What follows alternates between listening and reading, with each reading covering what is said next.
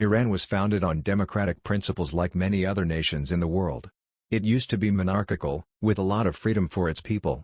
Women went their way without having to wear the hijab, and the people enjoyed enormous human rights. Iran used to be a United States ally until 1979, when a revolution shook it off, and the leadership of Iran fell under the control of the authoritarian Ruhollah Khomeini, who used to be a very vocal critic of the Shah's rule. The question now is, why the sudden fall of the Shah's government? Iran, historically known as Persia, was home to some of the world's earliest civilizations and powerful empires, such as the Achaemenid and Sasanian dynasties. In the early 20th century, the Qajar dynasty gave way to Reza Shah Pahlavi, who modernized the country and centralized power. During World War II, the Allies forced Reza Shah to abdicate in favor of his son, Mohammad Reza Pahlavi.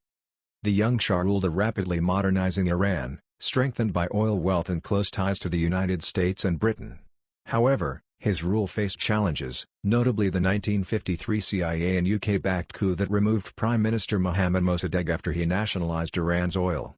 In the 1960s and 70s, the Shah's White Revolution brought land reform, women's suffrage, and industrial growth, but also widened the gap between rich and poor and fueled resentment over political repression, Western influence, and the weakening of Islamic traditions.